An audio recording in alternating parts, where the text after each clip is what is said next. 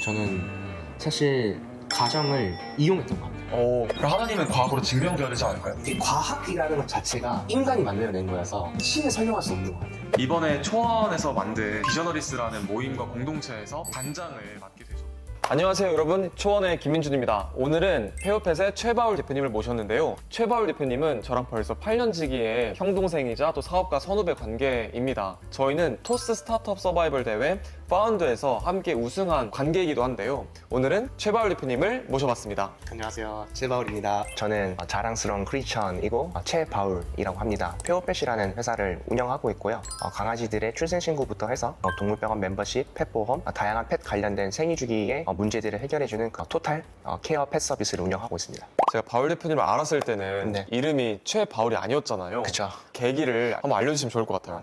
일단 제가 원래 최현일에서 최바울로 지금 개명을 하게 됐고, 개명한 지는 한 3개월 다 돼가는 것 같아요. 원래 이제 교회를 다니기는 했었는데 아내의 권유로 형식적으로 나가는. 그게 결혼 조건이었나요? 그쵸. 오케이. 저는 이제 믿음이 있진 않았고, 그냥 일단 저는 데이트 한다고 생각하고 교회를 그냥 따라 나갔고, 그래서 따라 나갈 때마다 항상 일을 했어요. 교회에서요? 네. 설교를 들으면서? 네. 항상 또 설교를 들을 때 이 일에 적용할 것만 생각을 하고, 음. 이 하나님을 뭔가 믿는다기보다는 항상 제 직장에서 어떻게 그 목사님의 말씀에 뭔가 인사이트를 뽑아내서 내 일에 적용할까 이런 것들을 하다가. 인문학적으로 접근했구나. 네, 맞아요. 네. 그리고 찬양이 너무 싫었어요. 왜요? 사람들이 막 일어나서 박수 막 치고. 하는 게 막 주여 막 이렇게 하고 하는데 올리고. 네, 너무 오버하는 것 같고 너무 이상해서, 그래서 찬양할 때마다 항상 전화 받으러 나갔거든요. 한 3년 동안 교회는 다녔긴 했죠. 그러면 결혼하신 지도 3년 정도 되신 맞아요. 거예요? 네. 음. 그래서 이제 3년 동안 교회를 다니면서 전혀 뭐 예수님에 대해서는 믿는다거나 그런 것들은 크게 없었고, 그러다가 와이프를 만나고 나서 사업이 잘 됐었어요. 그래서 내가 노력하고 내가 나를 믿고 실행을 하니까 사업이 잘 되네? 나는 나를 믿어. 저를 계속 종교화했고, 마치 제가 하나님이 된 것처럼 그렇게 사람들에게 되게 막 비전을 불어넣고. 그렇죠. 사실 스타트업에서도 나는 나를 믿는다라고 이야기하는 사람도 굉장히 많지만 최바울 대표님만큼 나는 나를 믿는다라고 이야기했던 사람은 없었던 것 같거든요. 맞아요. 근데 그랬던 사람이 갑자기 아내를 통해 다시 하나님을 믿게 된 것도 굉장히 큰 기적 같거든요. 그 일화를 좀 더 깊게 설명해주면 좋을 것 같아요. 하나님을 믿기 전에 같은 앨런 머스크나 손정희, 스티브 잡스, 빌 게이츠 같은 사람들이 이제 저한테 예수님 같은 존재였고, 그쵸. 그래서 그런 사람들을 제 몸에 새겼죠. 한번 보여주세요. 오른쪽에는 이제 앨런 머스크가 있고, 왼쪽에는 손정희, 제프 베조스, 빌 게이츠, 허벅지 스티브 잡스가 있고. 개명을 하기 전에는 대부분 다 성공한 창업가들을 맞아요. 얼굴을 새겼고, 맞아요. 그 다음에 새긴 게 그 다음에 생긴 게 이제 존 로펠러가 엄청난 크리스천이잖아요. 엄청 독실하고. 어떻게 보면 지금 현재 존 로펠러는 20세기 약간 앨런 머스크 같은 그런 사람인데, 크리스천인데 엄청난 큰 부를 얻었다. 부를 얻고 엄청난 기부도 많이 하고 그런 영향력 있는 사람이 될 수 있구나를 이제 처음 알게 된 거여서 이제 존 로펠러를 이렇게 새겼고,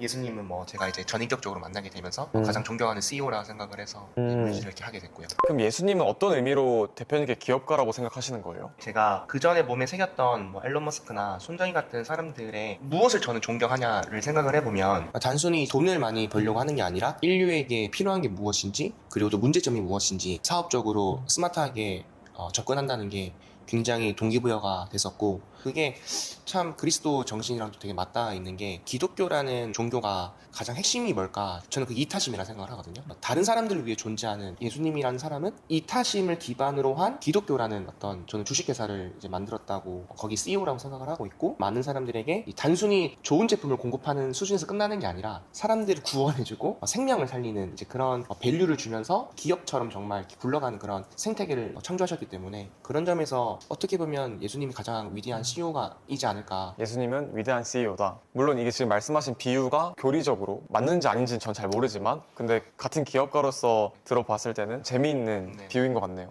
그래서 예수님을 제 가장 큰 롤모델로 삼아서 예수님과 공동 창업을 했다고 생각을 하고 있어요. 지금의 페어펫을요? 그러니까 제가 개명을 하게 되면서 이제 최현이를 죽었고 최바울로 다시 이제 저는 태어났고, 저희 페어펫을 운영하는 이 관점은 예수님과 함께 공동 창업을 했고, 저희 대주주라 생각을 하고 있어요. 예수님의 강력한 오른팔처럼 이 페어펫을 더 글로벌 기업으로 키워내는 게 결국 복음을 더 전한다 생각을 하고 있고, 그래서 기업을 운영하면서 어떻게 그 성령을 같이 일에 담을 수 있을까, 이런 고민들을 좀 많이 해나가고 있고요. 그럼 그거에 대한 일례로 저희 회사 그 웹사이트 맨 하단에 빌립보서 4장 13절에 대한 이야기를 적었고요. 하나님과 함께하면 모든 것을 이룰 수 있다라는 얘기를 하는 건데, 그게 저한테도 되게 중요하지만 저희는 펫 회사니까 반려인들에게도 되게 좋은 구절이 될 수 있겠다고 생각을 했어요. 왜냐면 고객들이랑 인터뷰를 해보면 내가 우리 아이한테 주고 싶은 정성이나 사랑의 그 크기보다 잘 못해준 경우가 많아요. 그렇죠. 그러다 보니까 이 반려인들이 성공했으면 좋겠다.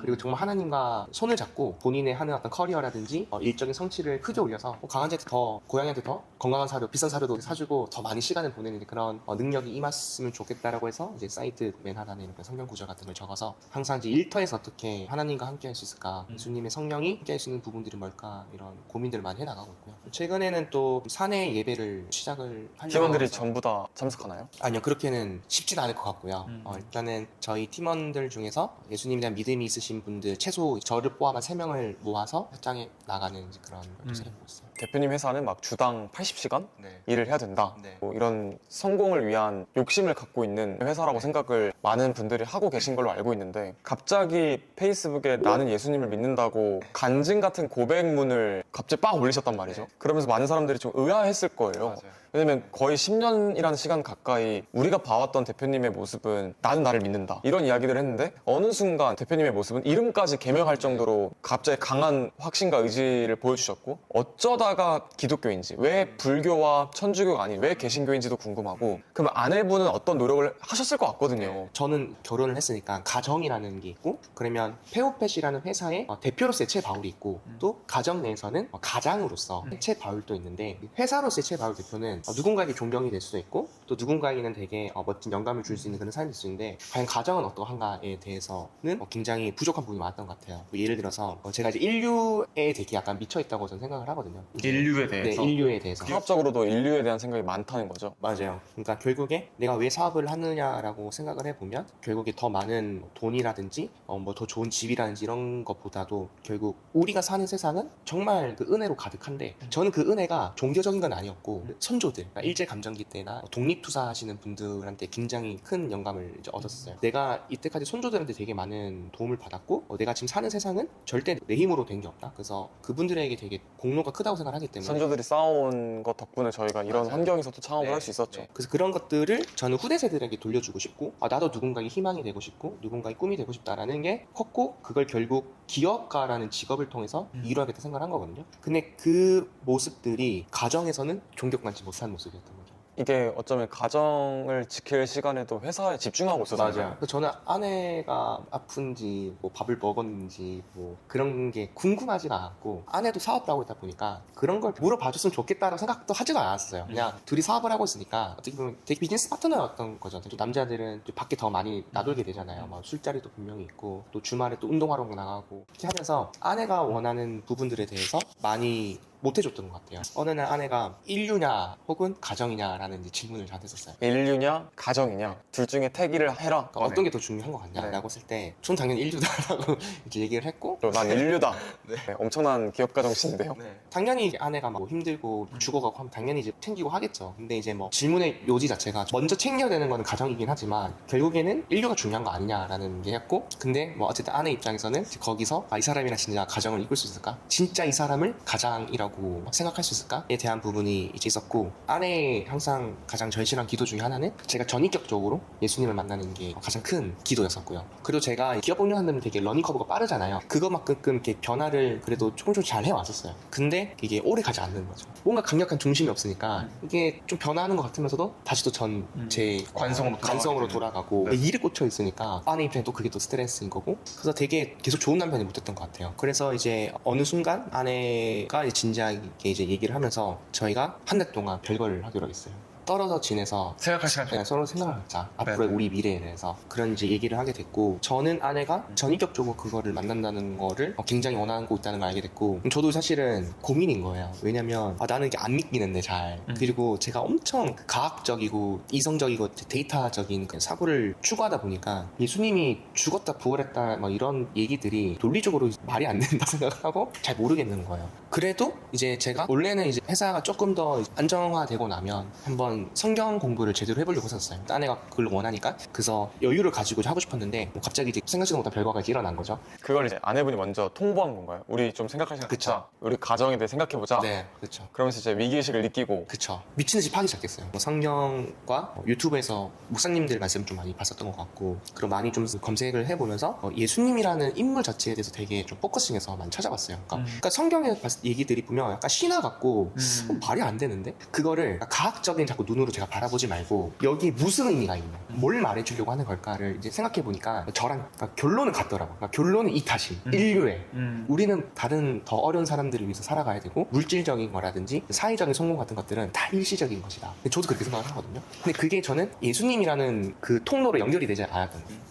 그래서 결론은 같다. 결론은 같은데, 그러면 이 사람을 내가 신뢰를 해서 믿게 되면 내가 생각하는 이 이상향에 더욱더 많은 그 어떤 근거가 되고 혹은 용기를 얻을 수 있을까를 생각을 해보니까, 그때부터 뭔가 마음이 예수님에 대해서 프렌들리하게 되기 시작하면서. 이게 그러면 예수님이 믿어진 상태는 아니었던 건가요? 예수님이 대표님을 위해 2000년 전에 십자가를 못 박혀 돌아가실 때 최바울 대표님을 생각하며 죄사함을 위해 직접 신이 인간의 몸으로 내려와 십자가 못 박혀 돌아가셨다는 게 믿어진 거예요? 그건 아니에요. 그럼 지금은요? 지금 완전히 믿게 됐죠. 네. 그 텀에 뭔가가 있었을 것 같거든요. 맞아요. 이게 사실 교회를 10년 다니고 20년 다니고 해봤자 전인격적으로 만난 사람들은 드물어요. 드물잖아요. 어렵죠. 네. 정말 네. 어렵죠. 하나님 만나는 네. 게. 그래서 저는 길이가 중요한 게 아니라 결국 그 깊이가 되게 중요한 생각을 하는데, 그 깊이는 일반적으로는 보면 엄청난 시련이 오거나 엄청난 고난이 있을 때 보통 그 깊이까지 이제 내려갈 수 있잖아요. 저는 또 아내를 너무 사랑했었고 아내가 이렇게 원하는 부분이고, 그러면 나는 한번 제대로 파야겠다 해서 이제 파보면서 그 뭔가 사랑이 조금씩 느껴졌던 것 같아요. 예수님에 대한 사랑이. 네, 맞아. 근데 사랑이 느껴지니까 회개들이 일어나기 시작하는 거예요. 그러면 가장 첫 회개 기도는 뭐였나요? 근데 저는 사실 가정을 이용했던 것 같아요. 굉장히 솔직한 고백일 수도 있겠네요. 네. 아까 전에도 비즈니스 파트너로 생각했다 네.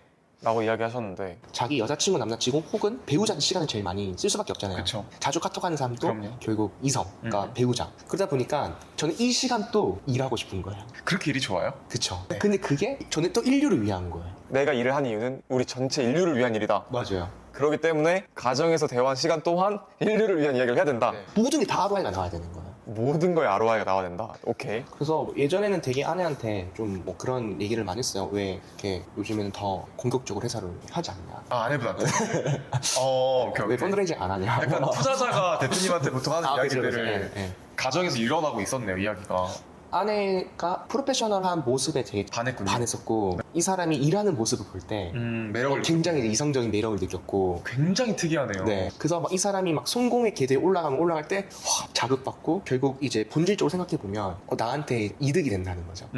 내 회사를 운영할 때에 이 사람을 통한 이득을 얻었기 때문에. 그래서 아까 가정을 이용한 것 같다라고 네. 이야기하신 거였군요. 그래서 본질적으로 내가 이 사람을 진짜 전인격적으로 사랑을 했냐라고 했을 때는 아니었던 것 같아요. 그랬는데 반대로 이제 아내는 가정을 위해서 본인의 회사에서 포기하는 부분도 되게 많았고, 그리고 오히려 저를 더 띄워주기 위해서 안정감을 저한테 이제 만들어주고 싶었던 거고. 근데 저는 이제 그걸 모르고 왜 더 활시하게 하지 않냐. 사랑받고 싶었는데 남편이 그렇게 말하면 좀 슬플 수도 있겠네요. 네. 그래서 그 것들이 아마 아내한테는 이 사람 진짜 내가 평생 갈 수 있는 사람인가? 양육할 자녀가 생기면 더 그렇죠. 힘들어지잖아요. 그렇죠. 가정이 더 집중해야 되죠. 네. 그래서 별거를 하는 기간 동안에 열심히 성경과 예수님을 더 계속 가까이 하려고 했고, 거기서 오는 어떤 사랑을 조금씩 느끼면서 회개를 하고, 그 회개는 결국에는 아내에 대한 미안함이 가장 컸고, 그러니까 아내를 통해서 약간 예수의 사랑을 느끼는 것 거예요. 같아요. 너무 좋네요. 네. 왜냐면 사실 누가 봐도 그냥 너무 지쳐서 이혼을 했을 것 같기도 해요. 그러니까 일반적인 사람이었다면. 근데 아내는 정말 몇 년 동안 계속 노력하고 노력하면서 인내하고. 네, 제 옆을 지켜줬고, 예수님의 사랑이 그런 건가? 그리고 생각해보면 저도 어려웠을 때가 있었는데, 뭐 회사를 운영하면서 개인으로서 그런 것들 정말 논리적으로 인가가 없는데 계속 제가 잘 넘겨왔던 거 생각을 해보면 이 누구의 힘인가, 도대체 왜 나를 일으켜 세우려고 하시는가. 그런 어려운 순간에도 이제 대표님이 계속 일어설 수 있었던 거구나. 맞아요. 근데 그걸 일어서게 했던 그 관통하는 것이 아까 전에 처음 이야기했던 나는 나를 믿는다라고는 했으나 그게 정작 내가 아닐 수 있겠다라는 생각을 했던 거네요. 원래는 저는 그게 그냥 우주의 법칙 같은 거라 생각을 했어요. 자연의 신이 있다 해서 아인슈타인이 믿는 스피노자 신 같은 개념인데, 앨런 머스크가 이제 그런 신을 믿고 있고, 저도 이제 그걸 따라서 이제 그쪽에 있던 신을 믿었던 거예요. 일론 머스크를 동경하니까 좀 그쵸. 그쪽 방향성에 좀 더 네. 관심을 갖게 되고. 자연의 어떤 신이란 개념이 있긴 할 것 같다. 인간이 이해하지 못했던 영역들이 분명히 있다. 분명 이 세상에 있다. 네. 근데 누가 그 주체성을 가지고 설계한 건 잘 모르겠다.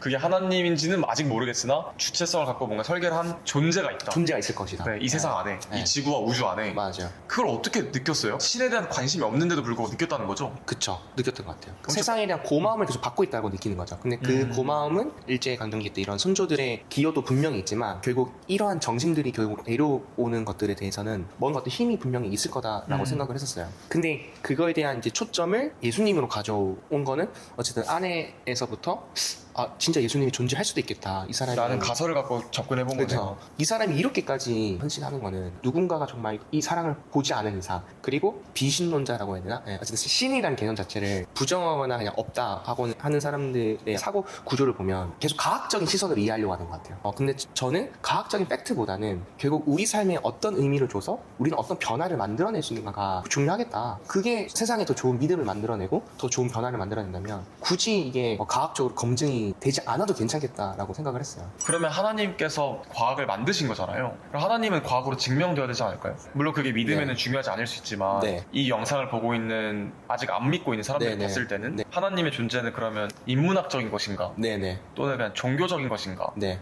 혹은 과학적으로도 존재하는 뭔가의 팩트인가? 그러니까 이런 게 좀 헷갈릴 수 있을 것 같거든요. 네네. 이게 과학이라는 것 자체가 인간이 만들어낸 거여서 신을 설명할 수 없는 것 같아요. 그러니까 신을 증명하기엔 과학은 너무나 미천한 그런 건가요? 그 현미경으로 따지면 배수가 너무 낮은 걸 가지고 하나님 깊은 뜻을 이해하려고 하는 인간이 오르이지 않을까. 굉장히 좋은 네. 답변이네요. 그래서 하나님의 창조를 이해하려면 사람들의 삶의 변화를 가지고 알 수 있는 거라 생각을 해요. 바울의 삶이 어땠냐를 생각을 해보면 정말 미친 듯이 사람을 그 복음을 전하고 목숨을 걸고 복음을 전파시키려고 한 게 이 예수님의 성령이 사실이지 않는다면 누가 자기 목숨을 걸고 이렇게까지 했냐는 거죠. 그리고 그게 한 인물에서 그친 게 아니라 수천 년 동안 1500년, 2000년 동안 이 구약과 신약을 걸쳐서 엄청난 많은 사람들이 엄청난 많은 은혜를 받고, 그리고 지금 또 21세기 2024년에도 엄청난 많은 이 사람들이 왜 이 짓을 하고 있는 건지 되게 보면 하나님을 믿고 예배하고 은혜를 받고 네. 간증하고 있잖아요. 그게 굉장히 신기한 거예요. 네, 그것이 결국에는 예수님이 살아계신다라는 가장 확실한 증거다. 결국 바울이 로마를 목숨을 걸고 전도를 시킨 것이 유럽에 퍼지니까 미국으로 퍼졌고 미국으로 퍼진 게 또 한국으로 오고, 그렇죠. 우리를 지탱해주는 거는 성령이 임하셨기 때문에 그 관점에 좀 더 저는 초점을 맞추려고 하는 것 같아요. 그래서 예수님을 믿는 사람들이 어떤 삶의 변화를 만들어내고 있느냐에 또 초점을 맞추고 얘기를 한다면 저는 무신론자,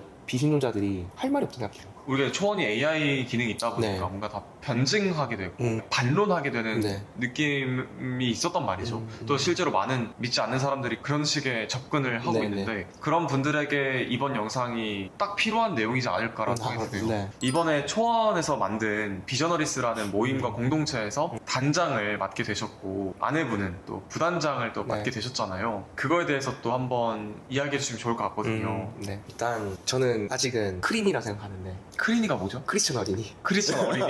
네. 네, 전인격적으로 만난 어떤 시간들이 길진 않죠. 그래도 세상사에서는 나름 그래도 기업가로서의 어떤 좋은 성품들과 좋은 자질들을 이제 쌓았고, 그쵸, 10년 동안 충분히 쌓았죠. 요 달란트를 하나님의 방향으로 틀어주니까 주변에서는 굉장히 놀랍다, 정말 10년 된 것 같다, 믿음이. 크린이지 아직. 그래서 아마 그런 성장성을 보고 또 초원에서는 이렇게 비저너리스 모임에서 제가 이렇게 단장 그리고 아내가 이렇게 부단장으로 해서 커뮤니티를 이끌어갈 수 있는 그런 걸 좋게 봐주신 것 같고, 초원 비저너리스는 저는 세상에 정말 빛과 소금 같은 역할을 할 수 있다고 생각을 하는데, 그 이유는 뭐냐면 복음이 완성됐다 라고 한다고 했으면 결국 이게 복음이 세상에 뿌려져야 되는데, 그러면 이제 하나님이 기뻐하시는 게 무엇일까를 봤을 때면 당연히 빨리. 느린 것보다는 빠른 게 좋고, 그쵸. 또 작은 것보다는 널리 퍼질수 좋고, 물론 다 좋은 직업이지만 확장성 관점을 봤을 때 저는 기업가를 생각을 하고, 기업가들이 판매하는 제품과 서비스에서도 복음을 넣을 수가 있고. 그럼요. 마치 초원 앱을 만든 것처럼. 그렇죠. 그리고 꼭 제품과 서비스가 아니더라도 기업가들은 네트워크 관점에서 봤을 때는 허브에 위치할 확률이 높기 때문에 그 점에서 전도할 수 있는 힘이 강하고, 그리고 성공적인 기업을 운영한다면 돈도 많은 부를 쌓을 수 있기 때문에 높은 곳에서 흐르는 물을 낮은 곳으로 흐를 수 있도록 분배해주는 역할을 저는 한다고 생각을 하거든요. 이 기업가들의 위치를 복음의 중심주로 저는 생각을 하고 있고, 그들이 변하기 시작하면 국가라든지 정치라든지 이런 다른 여파적인 사회적인 그 미디어나 네. 이제 섹터에서 소프트웨어나 굉장히 속도가 빨라질 거다. 그래서 이제 그런 기업가들이 서로 모이고 기업가로서의 부금을 전파시키는 것이 얼마나 이 시대에 중요한 것인지를 나눌 수 있는 커뮤니티가 저는 초원 비저너리스가 크게 쓰임 받을 거라 생각을 해서 많은 기업가분들이 이 초원 커뮤니티에 합류해서 같이 동역자로서 함께하면 너무 좋을 것 같다고 생각을 해요. 벌써 50명의 기업인들이 모여 있고 네. 또 저희가 격주 화요일마다 경영과 창업을 주제로 예배를 하잖아요. 맞아요. 그 예배도 되게 인상 깊은 것 같아요. 개인적으로 저도 맞아요. 예배를 네. 드리면서도 네. 기업가들은 또 특성이 뭐냐면 뭐 아시겠지만 자꾸 ROI를 뽑으려고 해요. 효율적이고 극대화된 네. 성과. 말씀을 드릴 때도 어떻게 적용할까? 훌륭한 이용환 목사님께서 저희를 섬겨주시고 또 격주마다 예배를 해주시기 때문에 기업가들이나 리더들한테 타겟팅된 또 복음을 또 알려주시기 때문에 맞아요. 네, 그런 부분도 되게 좋았던 것 같아요. 제가 이완 목사님이랑 원래 저희 초원 사무실에서 저희 구성원들과 함께 예배를 드리다가 설교 주제를 만드실 때 목사님이 꼭 저랑 상담을 한번 하셨어요. 매번. 그래서 요즘 회사는 어떻니? 초원은 어떤 상황이니? 그래서 꼭 그 현재 초원의 상황에 맞는 적절한 비유가 될 수 있는 성경 안에서 인물을 찾으시고 그 인물의 일화를 갖고서 설명을 해주시니까 꼭 대표인 제가 제 생각을 이야기하는 것보다 성경 안에서의 답을 도출해서 갖고 오니까 훨씬 많은 구성원들을 설득하게 되더라고요. 그래서 그런 걸 보면서 비저너리스에서도 뭐 리더십에 대한 예배 주제를 갖고 해보고 싶다라는 생각을 했었는데 되게 좋은 것 같아요. 기업을 하면 계속 맨날 의사결정만 해야 되는데 이거의 중심지를 이제 어디로 두고 하는지 너무 중요한 거잖아요. 근데 이제 그거를 결국 기업인들이 좀 더 잘 묵상할 수 있는 그런 설교를 들을 수 있는 거는 굉장히 은혜로운 시간이지 않나. 영상 보시는 분들 중에서 이제 리더로 성장해야 되거나 또 기업을 운영하시는 그런 대표님들이 계시면 분명히 하나님의 기쁨과 영광을 위해서 할 수 있는 것이 많다. 그런 생각을 합니다. 앞으로 비저너리스를 잘 부탁드리면서 네네. 오늘 너무 나와주셔서 감사합니다. 감사합니다. 감사합니다. 하나, 둘, 셋.